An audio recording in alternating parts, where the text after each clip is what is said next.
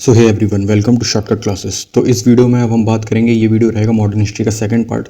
तो अगर अभी तक आपने मॉडर्न हिस्ट्री का फर्स्ट पार्ट नहीं देखा है तो पहले जाकर के उससे देख लीजिए, क्योंकि उसके बाद से ही सारी चीज़ें सीक्वेंस में चल रही हैं। उसमें मैंने बात करी थी बंगाल के और अवध के जितने भी रूलर्स रहे हैं अभी तक, और उससे रिलेटेड जितने भी डाउट्स थे मैंने उसमें सारे क्लियर कर दिए थे।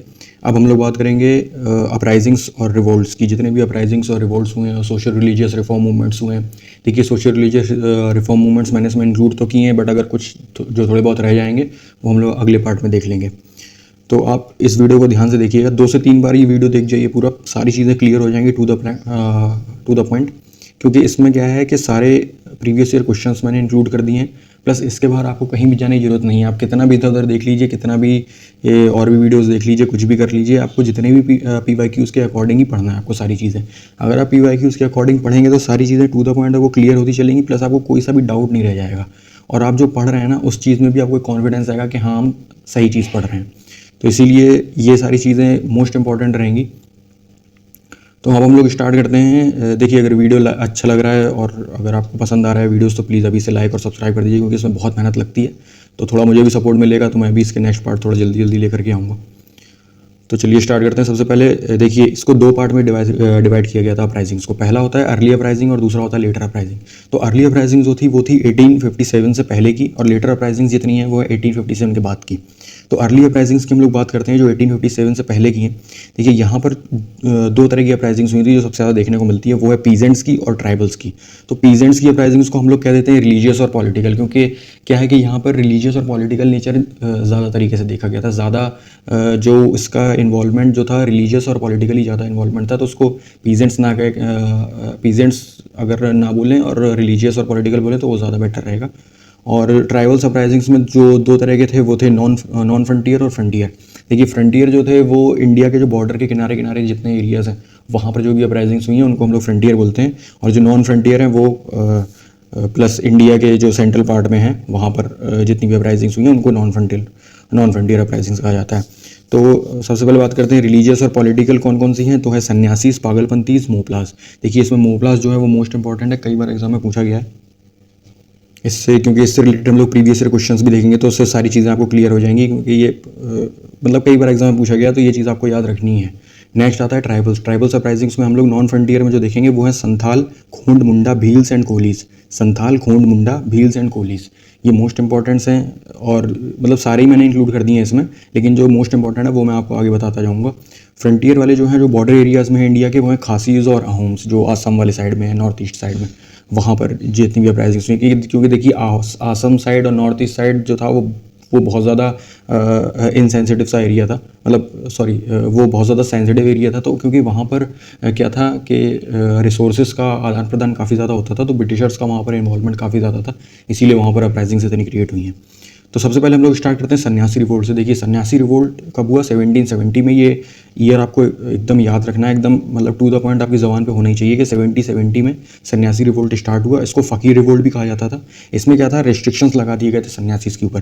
देखिए, इसका पूरा बैकग्राउंड क्या है सन्यासी रिवोल्ट का, क्या हुआ था कि इन्होंने इन लोगों को तीर्थ स्थान पर जाने के लिए, जो ब्रिटिशर्स थे उन्होंने इसके ऊपर लगा दिए थे कुछ रिस्ट्रिक्शंस इन लोगों के ऊपर, कि आपको कुछ टैक्स वगैरह पे करना पड़ेगा, तब आप तीर्थ स्थान वगैरह पे जाएंगे, अपने धार्मिक स्थानों पे जाएंगे। मतलब कुल मिलाकर के सन्यासी को ये लगता था कि क्यों हम अगर अपने तीर्थ स्थानों पर जा रहे हैं तो हम आपको पैसा क्यों दें भाई, क्यों हम आपको टैक्स पे करें और हमारे ऊपर क्यों रेस्ट्रिक्शंस लगाए जा रहे हैं, क्यों यहाँ पर कंडीशंस अप्लाई हो रही हैं, रूल्स रेगुलेशन क्यों आप बना रहे हो।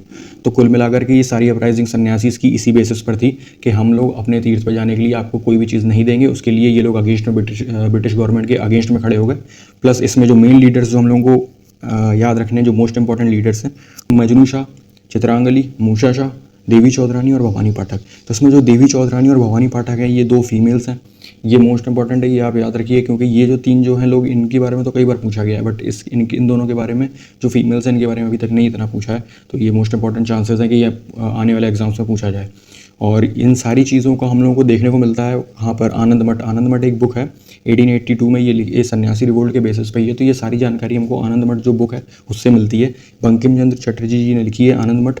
जो मोस्ट इंपॉर्टेंट फैक्ट है, ये याद रखना है कि किसने लिखी है, तो बंकिम चंद्र चटर्जी जी ने। प्लस इन्होंने वंदे मातरम भी लिखी है। प्लस इन्होंने क्या है कि देवी चौधरानी एक किताब थी, देवी चौधरानी के नाम से ही, वो भी इन्होंने बंकिम चंद्र चटर्जी ने ही लिखी है।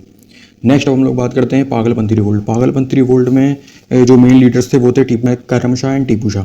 तो जो टीपू शाह वो इनके बेटे हैं। तो यही दोनों इसके मेन लीडर्स यहाँ पर देखने को मिलते हैं। और यहाँ पर रेंट इंक्रीज़ की वजह से ये सारा रिवोल्ट हुआ था, ज़मींदारी सिस्टम के खिलाफ थे ये लोग। देखिए ज़्यादातर जितने भी पीजेंट्स रिवोल्ट आपको देखने को मिलेंगे वो सारे रेंट इंक्रीज़ की वजह से ही है, क्योंकि यहाँ पर पीजेंट्स का जो मेन मुद्दा था वो था रेंट आप क्यों बढ़ा रहे हैं अननेसेसरी। तो सारी चीज़ें आपको रिवोल्ट जो भी जितने भी देखने को मिलेंगे वो सब रेंट के बेसिस पे ही हैं।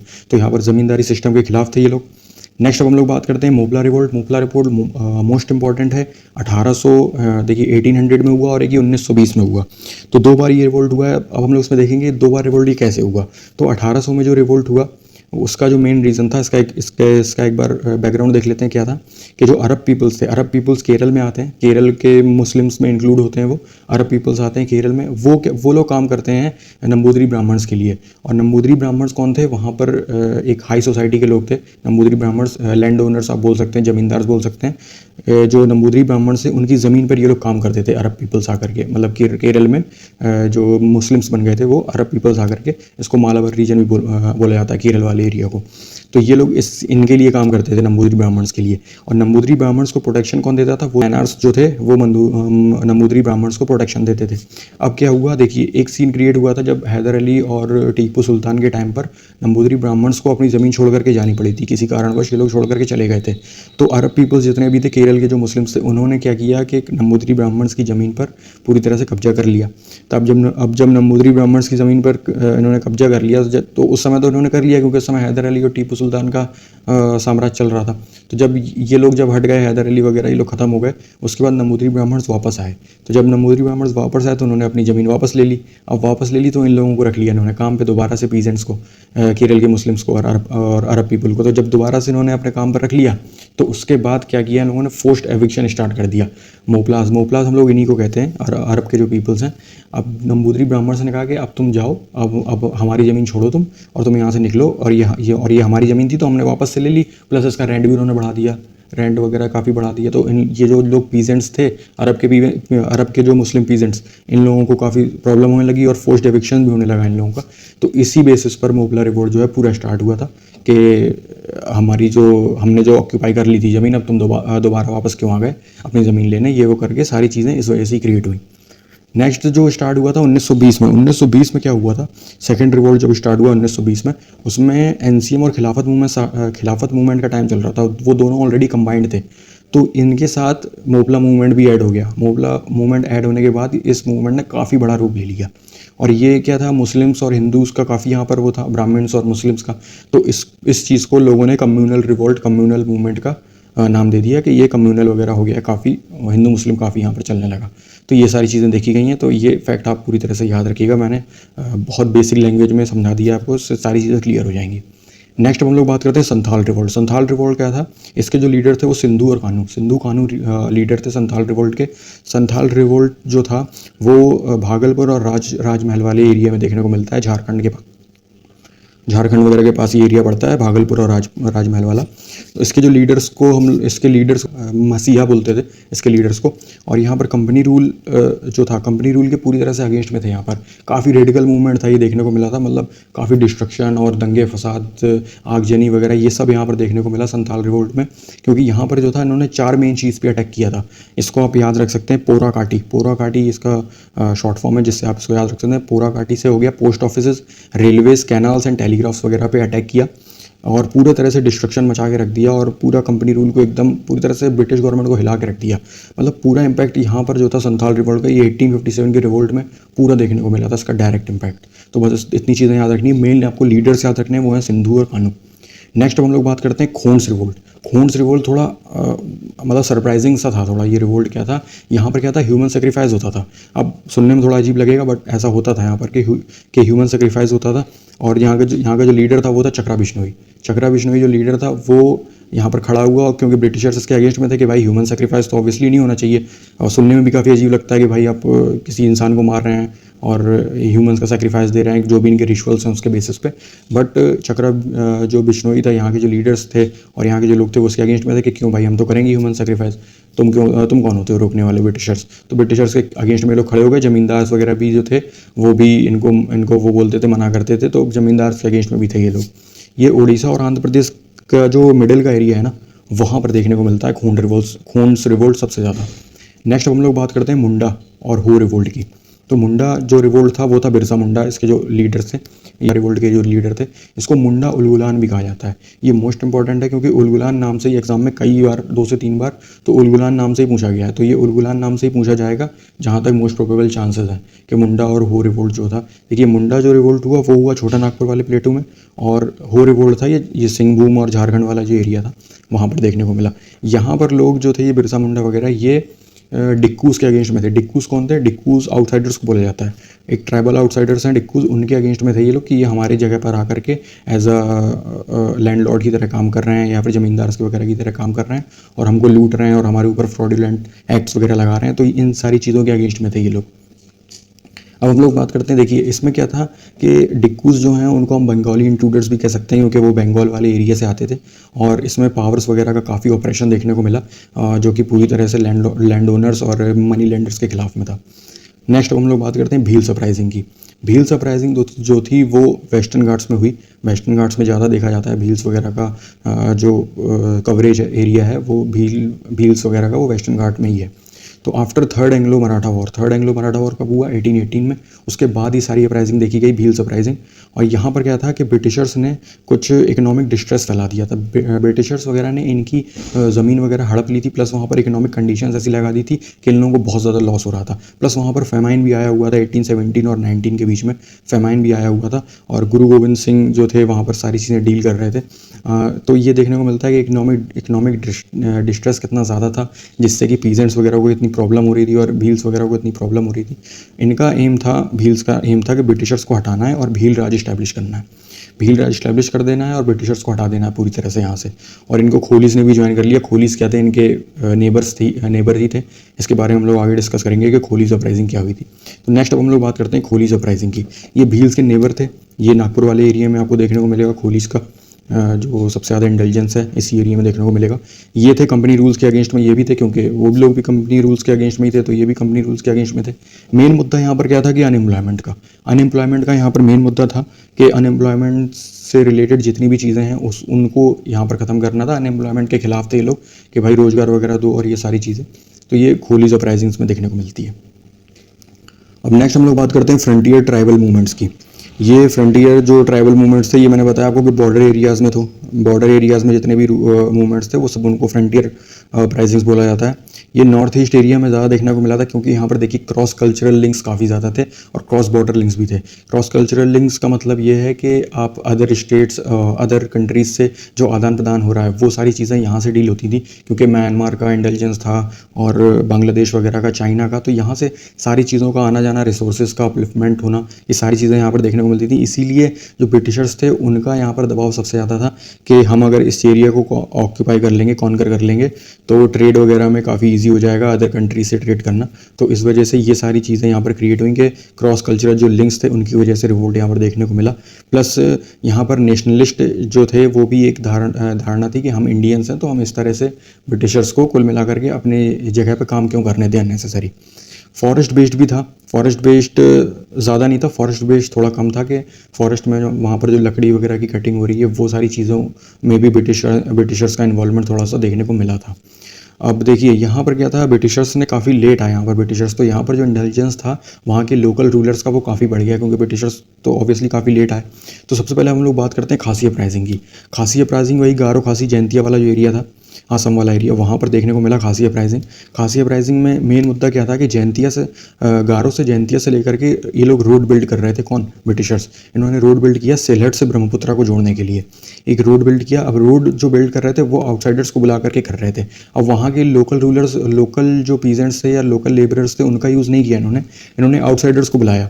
अब आउटसाइडर्स को बुलाओगे तो आउटसाइडर्स तो थोड़ा बहुत इन्वॉल्वमेंट दिखाएंगे ना उस एरिया में, तो वो इन्वॉल्वमेंट यहाँ के लोकल रूलर्स को पसंद नहीं था कि भाई बाहर से लोग आके काम कर रहे हैं, यहाँ पे रोड बना रहे हैं और हमसे पूछा भी नहीं, हमारी अनुमति वगैरह कुछ ली नहीं है। तो ये सारी चीज़ें इन लोगों को एक तरह से इन लोगों के रिवोल्ट का क्रिएशन बनती है कि सारी चीज़ें जो भी आप कर रहे हैं एक बार हमसे पूछ तो लीजिए जो भी चीज़ें कर रहे हैं। प्लस यहाँ पर रोड बना रहे हैं, जंगलों को काट रहे हैं, तो ये सारी चीज़ों के खिलाफ थे ये लोग। इसमें जो मेन लीडर था वो था तीरथ सिंह। तीरथ सिंह ही जो था जो इन लोगों के काफ़ी खिलाफ था। इन लोगों का लीडर जो जनमत से जो बना था वो था तीरथ सिंह। ये याद रखिएगा नाम, क्योंकि कई बार एग्जाम में तीरथ सिंह का ही नाम पूछा जाता है। ये कौन था जो खासी अपराइजिंग का मेन लीडर था? तीरथ सिंह असम से था और ये डिक्कूस के अगेंस्ट में थे। मैंने बताया डिक्कूस कौन थे, वो आउटसाइडर्स जो भी बाहर से आते हैं उनको ये लोग डिक्कूस बोलते थे। नेक्स्ट हम लोग बात करते हैं अहोम रिवोल्ट। अहोम रिवोल्ट असम वाले एरिया में हुआ था। पहले बर्मा वॉर जो हुआ था, फर्स्ट बर्मा वॉर, उसके बाद ही देखने को मिलता है असम में अहोम रिवोल्ट। यहाँ पर ब्रिटिश ने ऑक्यूपाई किया था जो एरियाज़ था, अहोम का जो एरियाज़ था वो सारी चीज़ें ब्रिटिशर्स ने ऑक्यूपाई कर ली थी। क्योंकि अहोम किंग का नाम था उरंदर सिंह। अहोम किंग का नाम था उरंदर सिंह। तो जो पुरंदर सिंह था वो अहोम किंग था मेन। प्लस इसका जो अहोम किंग को जो सपोर्ट कर रहा था, जो प्रोटेक्ट कर रहा था, वो था गोंधर कन्वर। तो यहाँ पर अगर मेन लीडर का नाम आए ना तो आप गोंधर कन्वर नाम लीजिएगा, और अगर किंग का नाम आए कि कौन था अहोम किंग, तो वहाँ पर आप पुरंदर सिंह का नाम लेंगे। तो सबसे पहले ये देखते हैं कि गोंधर कन्वर ने प्रोटेक्ट किया पुरंदर सिंह को, और यहाँ पर ये इतना इंटेलिजेंस इतना ज़्यादा बढ़ गया था, यहाँ पर फाइट वगैरह इतनी ज़्यादा हुई कि ब्रिटिशर्स को थोड़ा सा झुकना पड़ा यहाँ पर, क्योंकि चीज़ें काफ़ी अलग ही लेवल पे यहाँ पर जाने लग गई थी। और जो था फिर ब्रिटिशर्स ने कुछ टेरिटरी को कुछ मतलब थोड़ी बहुत टेरिटरी छोड़ दी कि हाँ ठीक है, क्योंकि देखिए वहाँ ब्रिटिशर्स का इन्वॉल्वमेंट था तो वो सारी चीज़ें तो नहीं छोड़ेंगे, तो थोड़ी बहुत उन्होंने टेरिटरी छोड़ दी कि ठीक है बाकी टेरिटरी को अब रिस्टोर कर लीजिए और बाकी टेरिटरीज ही अपने पास ही रखेंगे। तो यहाँ पर सुलह हो गई दोनों साइड से। अब हम लोग बात करते हैं जो मोस्ट इंपॉर्टेंट PYQs हैं। देखिए ये सारी चीज़ें आपको तभी क्लियर होंगी जब हम लोग साथ साथ प्रीवियस ईयर क्वेश्चंस भी लगाएंगे। तो प्रीवियस ईयर क्वेश्चंस में देखते हैं कि क्वेश्चन कहाँ से पूछा है और कितने ज़्यादा क्वेश्चन पूछे गए हैं। तो सबसे पहले देखिए कि मुंडा रिबेलियन का कौन था। बिरसा मुंडा जो था मुंडा रिबेलियन का लीडर, मैंने आपको ऑलरेडी बताया। तो ये कई बार एग्जाम पूछा गया है कि मुंडा रिबेलियन कौन था। मुंडा उलगुलान, देखिए दूसरा क्वेश्चन पूछा गया है मुंडा उलगुलान। ग्रेट टुमुल्ट भी कहा जाता था इसको, द ग्रेट टुमुल्ट का डिस्क्रिप्शन कहाँ पे मिलता है, तो बिरसा मुंडा रिवोल्ट 1899 से लेकर 1900 के बीच में। ये भी रिसेंट क्वेश्चन है, UPSC IAS में पूछा गया है क्वेश्चन 2020 में। देखिए फिर नेक्स्ट आता है कि उलगुलान किसको कहते हैं, तो मुंडा रिवोल्ट। फिर उसके बाद पूछता है working area of Birsa Munda का है रांची। नेक्स्ट क्वेश्चन है कि लीडर ऑफ मुंडा रिवोल्ट कौन थे, तो बिरसा मुंडा। एक थोड़ा यूनिक क्वेश्चन है वो कि टीचर ऑफ बिरसा मुंडा कौन था, वो आनंद पांडे था। ये एक फैक्ट है जिसको याद रखिएगा आप थोड़ा। अब देखिए एक पूछता है कि British commander was defeated by Santhals. तो ब्रिटिश कमांडर वो कौन था जो संथाल से डिफीट हो गया था, तो मेजर बोरो। ये क्वेश्चन याद रखिएगा आप। देखिए क्वेश्चन सारे क्वेश्चन यहीं से आपको देखने को मिलेंगे जितने भी हैं, तो कहीं पे भी आपको इधर उधर भटकने की जरूरत नहीं है, सारी चीज़ें क्लियर हो जाएंगी। पाबना रिवोल्ट कहाँ पर हुआ था, बंगाल में, ये अगला क्वेश्चन है। नेक्स्ट है ये जितने भी मैच द फॉलोइंग्स हैं ये ईयर वाइज आपको पूरी तरह से एकदम रटा होना चाहिए कि पाबना रिवोल्ट कब हुआ, एका मूवमेंट कब हुआ, संथाल कब हुआ, ताना भगत मूवमेंट कब हुआ। इससे क्या अगर एक दो चीज़ें आपको नहीं भी पता रहेंगी ना तो आप इजीली चीज़ों को एलिमिनेट कर सकते हैं। एका मूवमेंट के बारे में हम लोग आगे पढ़ेंगे, पाबना रिवोल्ट वगैरह के बारे में आगे देखेंगे। नेक्स्ट हम लोग नेक्स्ट देखते हैं नील रिबेलियन कब हुआ, 1859 से 60 के बीच में। जयंतिया रिबेलियन हुआ 1860 से 63। कुकी रिबेलियन हुआ 1860 से 90 और कुका रिवोल्ट 1872। अब हम लोग देखते हैं नेक्स्ट और PYQs मैंने इसमें डाले। देखिए मोपला के बारे में, देखिए मैंने बताया था कई बार पूछा गया। तो मोपला रिबेलियन कहाँ पर देखा गया, केरल में। मैंने बताया था वो मालाबार वाला रीजन। कब हुआ, 1921। ये डेट याद रखिएगा, मोस्ट इंपॉर्टेंट। और ये 1921 ये तब हुआ जब एक था 1800 और एक था 1921। तो 1800 में तब जब अरब जो रूलर्स अरब पीपल्स जो थे वो इंडिया में आ जाते हैं, वहाँ पर आके सेटल हो जाते हैं। और 1920 में कब हुआ, जब नॉन कोऑपरेशन मूवमेंट के साथ ये लिंक कर जाता है, नॉन कोऑपरेशन मूवमेंट और खिलाफत मूवमेंट के साथ। तो देखिए नेक्स्ट क्वेश्चन 27 भी यही बोल रहा है 1921 में कहाँ पर किसकी ब्रांच किसके साथ जुड़ गई थी, तो वो ही नॉन कोऑपरेशन मूवमेंट के साथ। और मोपला रिबेलियन का कहाँ पर हुआ, सारी चीज़ें मालाबार एरिया में। 1921 में कहाँ पर, केरल में। सारे बार बार वही क्वेश्चंस रिपीटेड हैं, बार बार 2017 में पूछा गया, 16 में, 2010 में, 2003 में, तो बार बार वही क्वेश्चंस। हिंदू जमींदार्स के खिलाफ थे, देखिए क्वेश्चन आ गया। मालाबार एरिया में था, मदुरई वाला जो रीजन था उसको ये बिलोंग करते थे। तो ये क्वेश्चन आप 2 से 3 बार देख लीजिएगा, सारी सेम ही चीज़ें हैं, कई बार रिपीट हुई हैं। नेक्स्ट हम लोग बात करते हैं लेटर अपराइजिंग। अर्ली अपराइजिंग्स के बाद अब देखते हैं लेटर अपराइजिंग। इसमें क्या था, 1857 के बाद से जितनी भी चीज़ें हुई हैं उसके बारे में डिस्कस करेंगे। तो उसमें काफ़ी सारी सीपोए म्यूटनीज देखी गई हैं। फर्स्ट वॉर ऑफ इंडिपेंडेंस देखा गया है। फर्स्ट वॉर ऑफ इंडिपेंडेंस देखिए इसमें क्या था कि सीपोए म्यूटनीज जो होती हैं plus first war of independence भी कुछ लोग कहते हैं इसको। तो ये ना तो ये सीपोए की म्यूटनीज थी और ना ही ये फर्स्ट वॉर ऑफ इंडिपेंडेंस था, ये उसके बीच की कोई कड़ी थी जिसको लेटर अपराइजिंग्स में डाला गया है। और क्योंकि पूरी तरह से फर्स्ट वॉर ऑफ इंडिपेंडेंस भी नहीं था, क्योंकि यहाँ पर कॉमन जो इंटरेस्ट थे वो तो थे ही नहीं ना, लोगों के अपने पर्सनल इंटरेस्ट थे। कुछ लोग अपने रेंट के लेवल पे लड़ रहे हैं, कुछ लोग अपने रिलीजियस लेवल पे लड़ रहे हैं, कुछ लोग कह रहे हैं कि हम रिचुअल्स फॉलो नहीं कर पा रहे हैं और उससे हमको रोक रहे हैं तो हम इसलिए लड़ रहे हैं। तो यहाँ पर कॉमन इंटरेस्ट तो देख ही नहीं गए, सबके इंडिविजुअल इंटरेस्ट थे और सबकी लड़ाइयाँ अलग अलग हो रही थी। इस वजह से सारी चीज़ें क्रिएट हुई।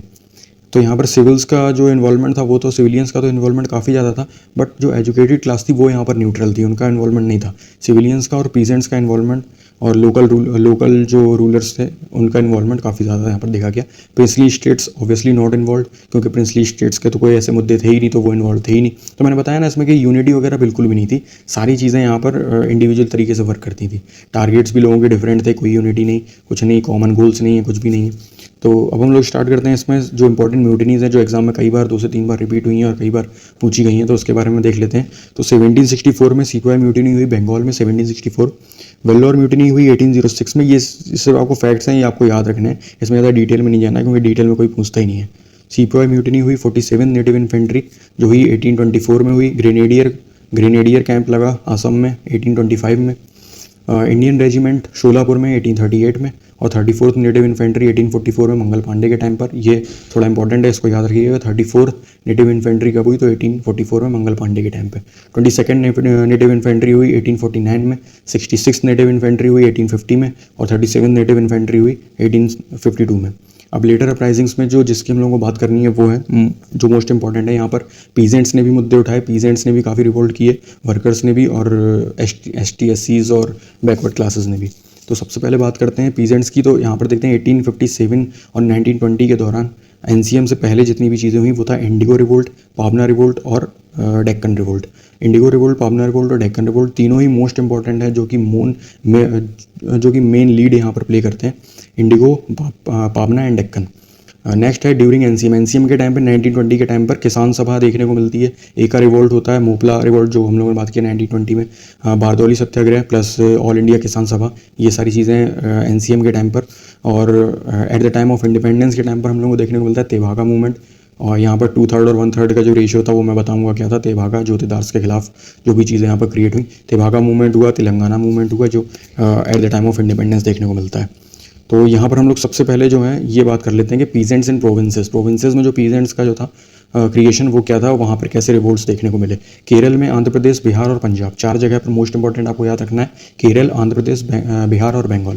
केरल में कृषक संगम्स हुए 1930s में। यहाँ पर मालाबार टेनेंसी एक्ट लाया गया ताकि सारी चीज़ों को न्यूट्रलाइज किया जाए। फोर्स्ड एविक्शन किए गए हाई रेंट्स वगैरह के बेसिस पे। देखिए मैंने ज़्यादातर चीज़ें बताई, यहाँ पर हाई रेंट्स से रिलेटेड सारी चीज़ें हैं।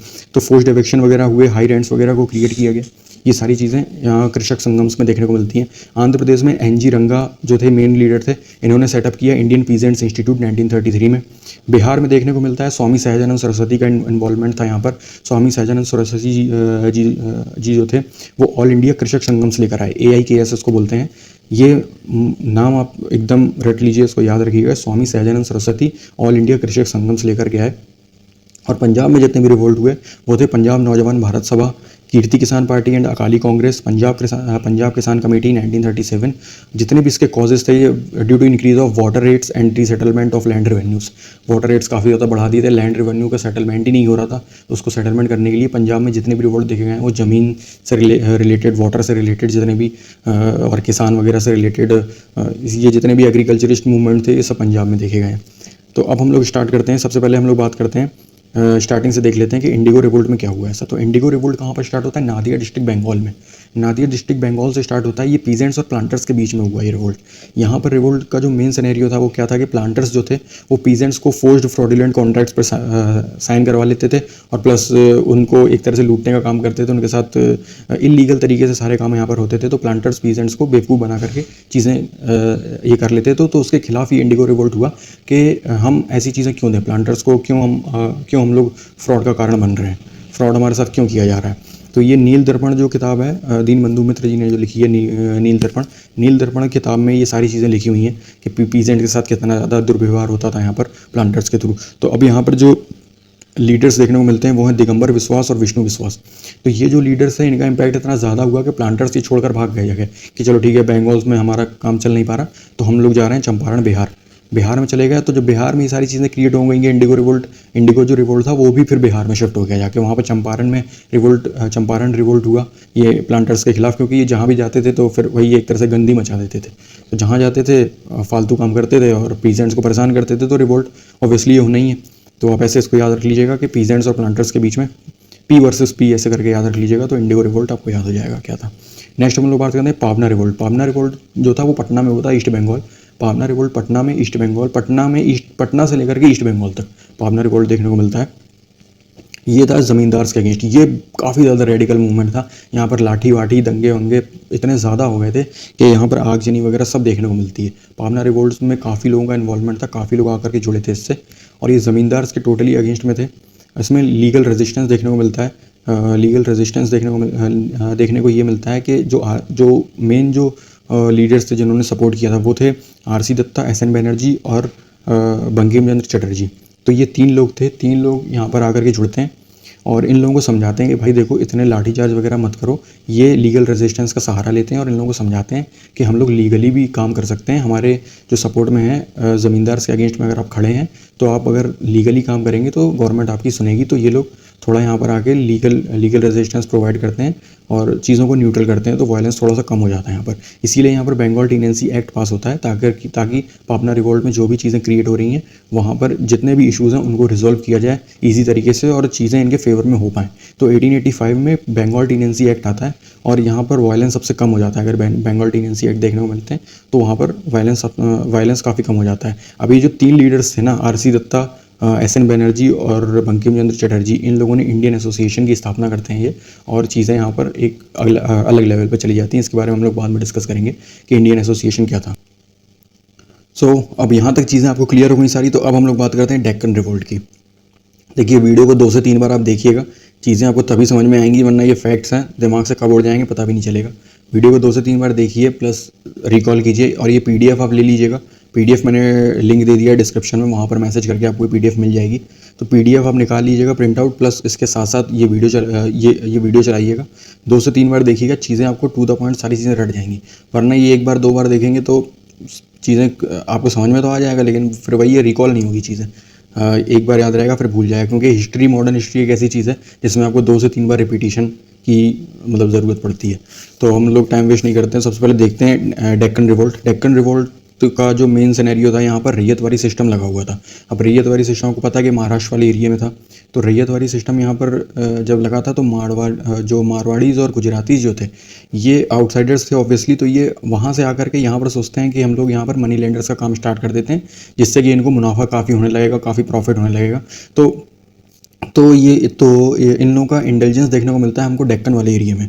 तो ये लोग यहाँ पर घुस जाते हैं आउटसाइडर्स और मनी लेंडर्स का काम करने लगते हैं यहाँ पर, ज़मींदार्स वगैरह का, और लोगों को लूटना चालू कर देते हैं, पीजेंट्स वगैरह को। तो काफ़ी यहाँ पर दंगे फसाद देखने को मिलते हैं, काफ़ी रियॉट्स वगैरह होते हैं, काफ़ी मतलब ऑपरेशन काफ़ी देखने को मिलता है, और मनी लेंडर्स पर काफ़ी अटैक्स होते हैं यहाँ पर।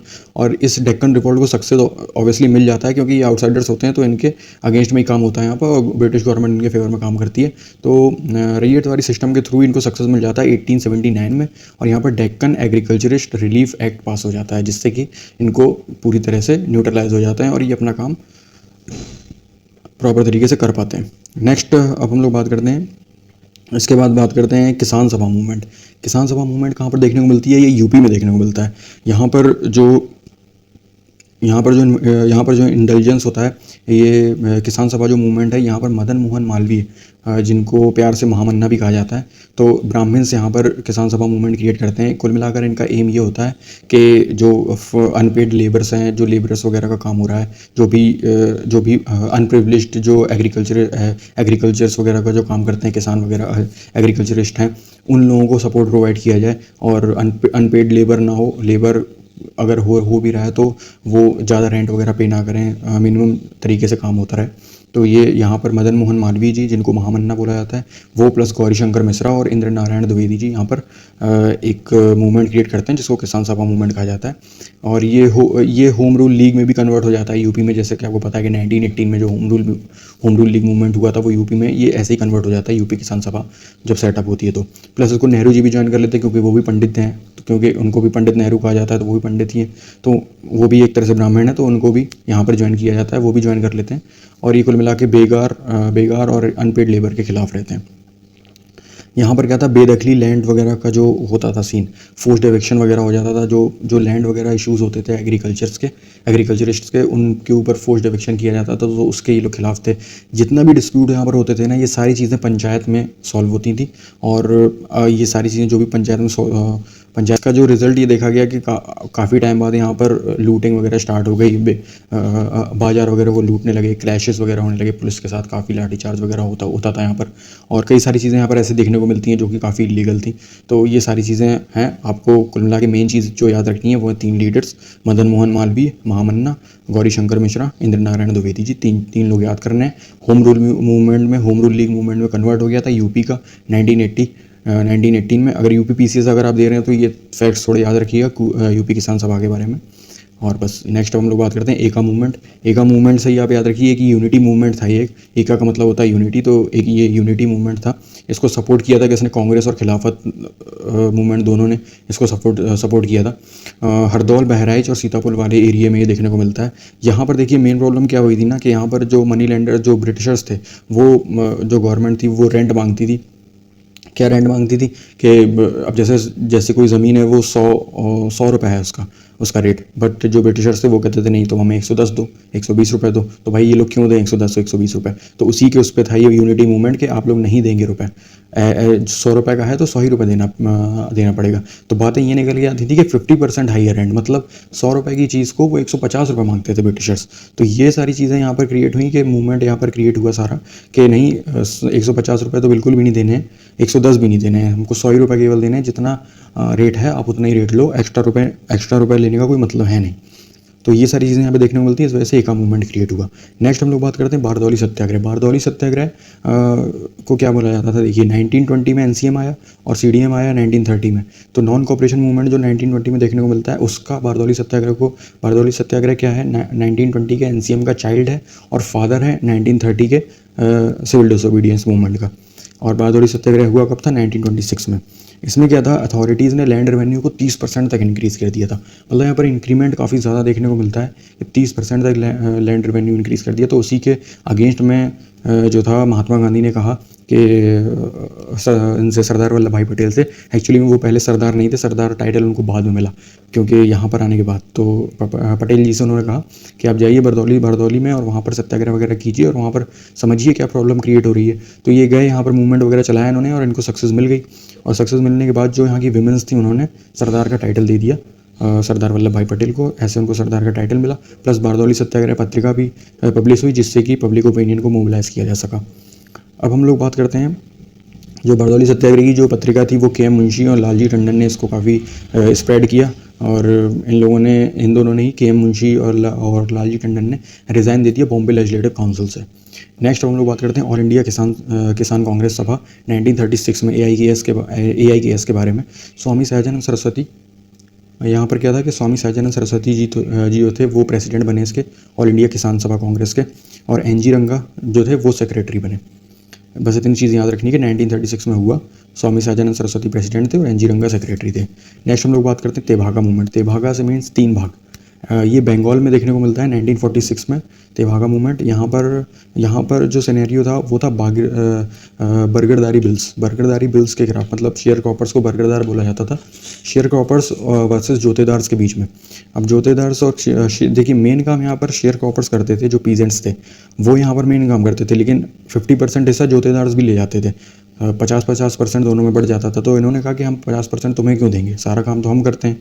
तो इस बेसिस पे बर्गरदारी बिल पास हुआ जिसमें कि इन्होंने कहा कि 2/3 जो हिस्सा है वो शेयर क्रॉपर्स को मिलेगा। जो वहाँ का फूड कमीशन था उसकी भी रिकमेंडेशन यही थी कि 2/3 हिस्सा शेयर क्रॉपर्स को मिलेगा और 1/3 जोतेदार्स को मिलेगा। तो तेभागा मूवमेंट उसी बेसिस पे क्रिएट हुआ था कि शेयर क्रॉपर्स को 2/3 हिस्सा मिलना चाहिए और जोतेदार्स को 1/3 इसमें देखने को मिलता है। और यहाँ पर पीजेंट्स की जो विमेन ट्रूप्स थी, नारी वाहिनी सभा जो है वो स्टार्ट होती है, जो फीमेल्स यहाँ पर हैं।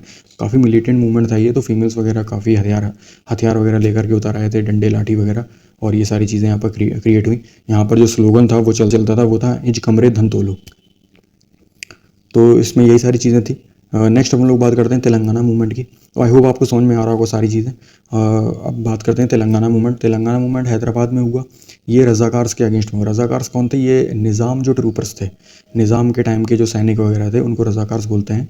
वो उनका एक्सप्लॉयटेशन काफ़ी देखने को मिलता है यहाँ पर। रेंट वगैरह वो काफ़ी बढ़ा देते हैं और सिविल जो लिबर्टी है उसमें भी काफ़ी कमी देखने को मिलती है यहाँ पर। तो सिविल लिबर्टी में कमी देखने की वजह से और lack of civil liberty plus high rents की वजह से एक्सप्लॉयटेशन काफ़ी करने लगे थे ये लोग रज़ाकार्स। तो रज़ाकार्स के खिलाफ यहाँ पर काम किया गया और तेलंगाना मूवमेंट क्रिएट किया गया। और यहाँ पर पीजेंट्स ने विलेज संगम्स बना लिए, लाठीज़ और स्टोन्स वगैरह ये सब, और लाल मिर्च वगैरह का यूज़ करते थे। काफ़ी रेडिकल था ये भी मूवमेंट और ये मूवमेंट भी इसी वजह से क्रिएट हुआ, रज़ाकार्स की वजह से। नेक्स्ट हम लोग बात करते हैं लेटर अपराइजिंग्स की। तो देखिए लेटर अपराइजिंग्स यहाँ पर कंटिन्यू होती है वर्कर्स और पीजेंट्स के थ्रू। तो वर्कर्स में यहाँ पर AITUC और India trade union conference 1920, trade union act 1926, trade dispute act जिसमें कि स्ट्राइक वगैरह की बात हुई, और मेरठ कॉन्स्पिरेसी जिसमें कि कम्युनलिज्म के अगेंस्ट में था। और पीजेंट्स के जो कुछ मूवमेंट्स हैं जैसे कि SNDP हो गया, वाईकॉम सत्याग्रह, सेल्फ रिस्पेक्ट मूवमेंट जो गांधी जी के थे, उनके बारे में देख लेते हैं हम लोग।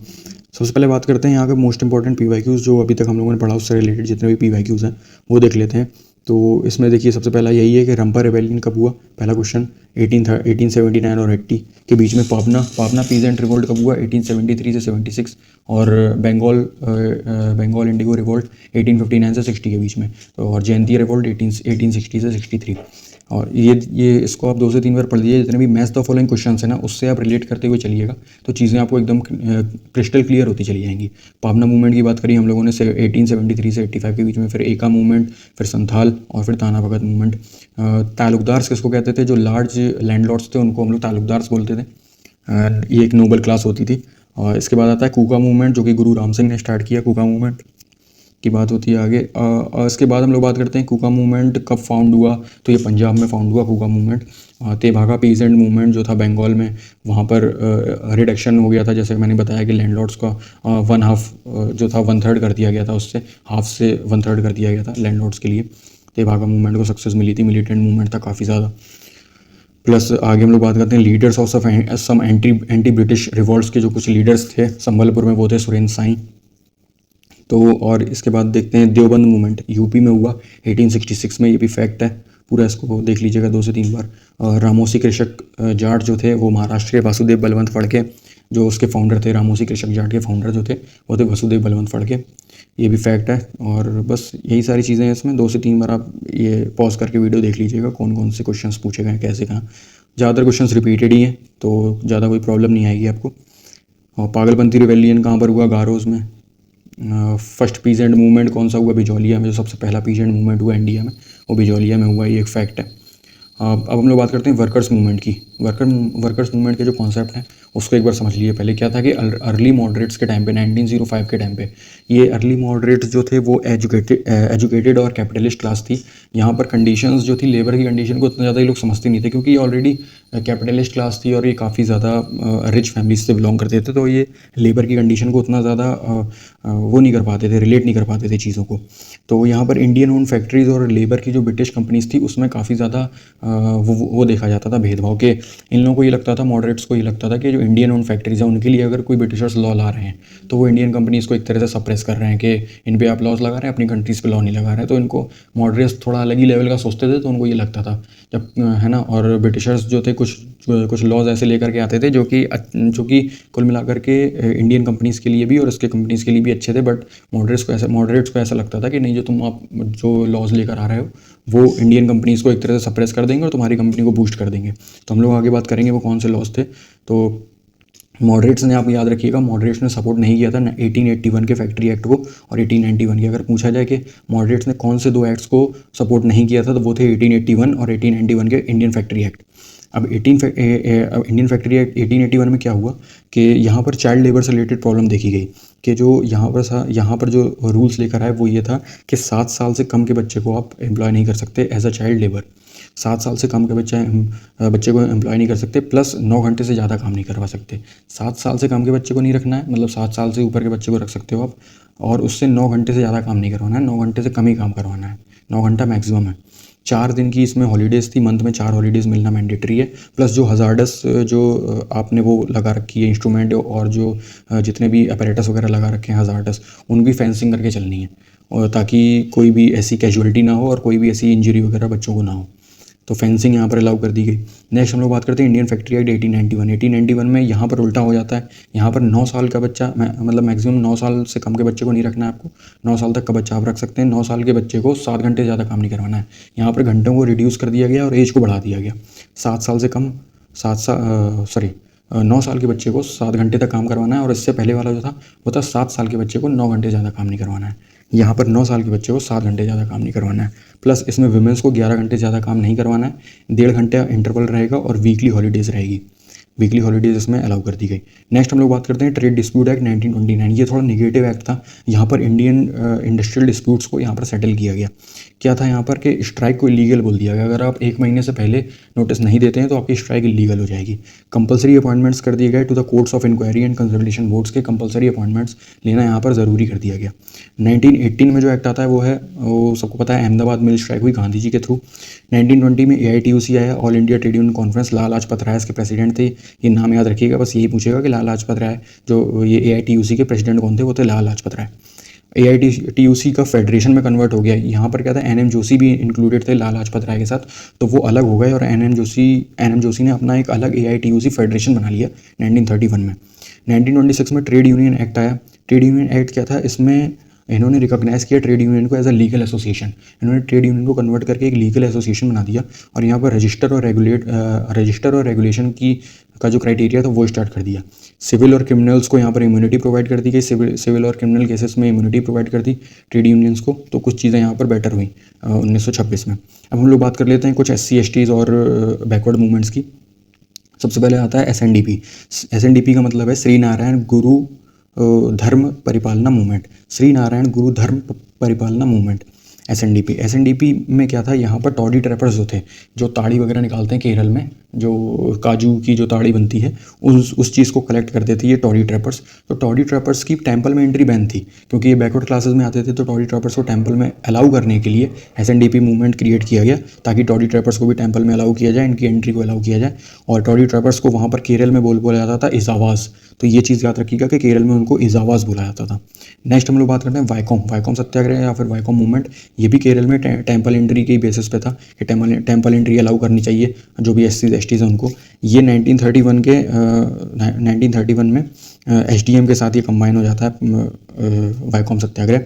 और इसको जो लीड करते हैं वो है KP केशव और सपोर्ट मिलता है यहाँ पे जठारास जो पंजाब के जो जाट थे उन लोगों से यहाँ पर सपोर्ट देखने को मिलता है। KP केशव नाम है जो याद रखिएगा वाइकॉम सत्याग्रह से कोइंसाइड करता है जो नाम। नेक्स्ट हम लोग बात करते हैं सेल्फ रिस्पेक्ट मूवमेंट। ये सेल्फ रिस्पेक्ट मूवमेंट ये क्रिएट किया था EVR नाइकर ने। इनको पेरियार्स भी बोला जाता है क्योंकि केरल वाले साइड में ही ज़्यादातर मूवमेंट है ये जो भी हैं देखने को मिलेंगे। इनकी बुक थी कुड़ी अरूसू बुक में ये सेल्फ रिस्पेक्ट मूवमेंट के बारे में काफ़ी डिटेल में चीज़ें दी हुई हैं। ये ब्राह्मण डोमिनेशन के अगेंस्ट में थे क्योंकि ब्राह्मण्स वहाँ पर काफ़ी ज़्यादा डोमिनेशन करते थे SC STs का। तो उनके अगेंस्ट में EVR नाइकर ने स्टार्ट किया सेल्फ रिस्पेक्ट मूवमेंट। नेक्स्ट बात करते हैं सर्वेंट्स ऑफ इंडियन सोसाइटी। सबको पता है कि गोपाल कृष्ण गोखले ने स्टार्ट किया। गोपाल कृष्ण गोखले कौन थे, ये थे महात्मा गांधी के गुरु। तो सोच लीजिए कि इनका स्ट्रेचर कितना ज़्यादा था, मतलब ये किस लेवल के होंगे कि महात्मा गांधी जी इनको गुरु मानते थे। तो गोपाल कृष्ण गोखले ने स्टार्ट किया सर्वेंट्स ऑफ इंडियन सोसाइटी। इसमें क्या था, ये सोशल वर्कर का काम करते थे। ये जो उन सारी चीज़ों के फेवर में रहते थे कि नेशन बिल्ड होना चाहिए और सोशल वर्क होना चाहिए, जो पिछड़ा वर्ग है उसको आगे लाना है, प्लस गरीबों के लिए और जो भी अनएम्प्लॉयमेंट वगैरह के इश्यूज़ हैं वो सारे इश्यूज़ को ये लोग देखते थे। प्लस यहाँ पर जो था सर्वेंट्स ऑफ इंडियन सोसाइटी का जो मेन क्रक्स निकल के आया है वो तब निकल गया है जब महात्मा गांधी को यहाँ से हेल्प मिली। जब महात्मा गांधी 1915 में इंडिया आए तो और 1917 में उन्होंने जब चीज़ें यहाँ पर स्टार्ट करना चालू की अपने चंपारण सत्याग्रह से, जैसे ही उन्होंने चीज़ें स्टार्ट की तो वहाँ पर जो मेंबर्स ने हेल्प की उनको सबसे पहले वो थे सर्वेंट्स ऑफ इंडियन सोसाइटी के जो मेंबर्स थे। उन्होंने महात्मा गांधी को सबसे पहले सपोर्ट प्रोवाइड किया ताकि महात्मा गांधी धीरे धीरे आगे बढ़ पाएँ। तो ये सारी चीज़ें जो कि थी महात्मा गांधी को यहाँ से सबसे ज़्यादा सपोर्ट मिला था। ये चीज़ आपको टू द पॉइंट याद होनी चाहिए। नेक्स्ट हम लोग बात करते हैं इससे रिलेटेड जो प्रीवियस ईयर क्वेश्चन हैं। तो देखिए बारदौली सत्याग्रह जो था वल्लभ भाई पटेल को यहाँ पर सरदार का टाइटल मिला। कहाँ पर, बारदौली सत्याग्रह में। ये क्वेश्चन 2 से 3 बार, देखिए 3 से 4 बार पूछा गया है क्वेश्चन। 2016 में, 2002 में, फिर BPSC में, उत्तराखंड के एग्जाम में, RAS में। सरदार पटेल कौन थे, बारदौली सत्याग्रह से कौन रिलेटेड था, सरदार पटेल। और ये देखिए इसके बाद बात करते हैं आगे। इसके जो रिलेटेड है, जैसे यूपी किसान सभा फरवरी में 1918 में जवाहरलाल नेहरू से ऐड हो गया था। मैंने बताया था कि कौन एसोसिएटेड नहीं था यूपी किसान सभा से, तो वो थे जवाहरलाल नेहरू से एडेड नहीं हुए थे। और नाई धोबी बंद जो था वो सोशल बॉयकॉट था, स्टार्ट हुआ था, प्रतापगढ़ के फार्मर्स ने स्टार्ट किया था इसको। और स्वामी सहजानंद सरस्वती ने स्टार्ट किया था बिहार में किसान सभा, इसके बारे में हम लोगों ने बात की थी आगे। तेभागा मूवमेंट कहाँ पर स्टार्ट हुआ? बंगाल में 1946 में। AIWC कहाँ पर स्टार्ट हुआ? 1927 में स्टार्ट हुआ, ये विमेंस एजुकेशन को प्रमोट करने के लिए। तो और अब देखते हैं women conference to promote women education, ये सारी चीज़ें। स्वामी विवेकानंद गए थे शिकागो में 1839 में। तो सारी चीज़ें 2 से 3 बार रिपीटेड है। आर्य समाज इसने स्टार्ट किया, दयानंद सरस्वती जी ने। तो देखिए यहाँ तक हम लोगों ने, आप ये PYQs 2 से 3 बार देख लीजिएगा, मैंने काफ़ी सारे इंक्लूड कर दिए, तो वीडियो को एक बार पॉज कर लीजिएगा और देख लीजिएगा। न्यू बुद्धिज़्म कौन लेकर आया? अंबेडकर जी लेकर आए। सत्यशोधक समाज ज्योतिबा फुले, और सत्यशोधक समाज आया कब? 1873 में। तो ये सारे क्वेश्चंस मैंने इसमें डाल दिए हैं। प्लस इसके बाद जितने भी सोशल रिलीजियस रिफॉर्म मूवमेंट्स रह गए हैं उसके बारे में हम लोग नेक्स्ट वीडियो में बात करेंगे, वरना ये वीडियो काफ़ी ज़्यादा लंबा हो जाएगा। तो थैंक यू सो मच। अगर आपको ये वीडियो पसंद आई हो तो प्लीज़ इसको लाइक कर दीजिए, चैनल को सब्सक्राइब कर दीजिए, थोड़ा मुझे भी थोड़ा सा इससे सपोर्ट मिलेगा। प्लस ये PDF आप ज़रूर ले लीजिएगा, क्योंकि PDF अगर आप एक सीक्वेंस वाइज पढ़ते चलेंगे तो चीज़ें आपको सारी रिलेट हो जाएंगी, और प्रीवियस ईयर क्वेश्चंस भी इसमें हैं, तो इसीलिए आपको कोई भी डाउट नहीं रह जाएगा, चीज़ें आपको क्रिस्टल क्लियर होती चली जाएंगी। PDF का लिंक डिस्क्रिप्शन में दिया हुआ है, आप मैसेज कर दीजिएगा @shortcut_classes में, और वीडियो को लाइक और शेयर सब्सक्राइब जरूर कर दीजिएगा। Thank you so much.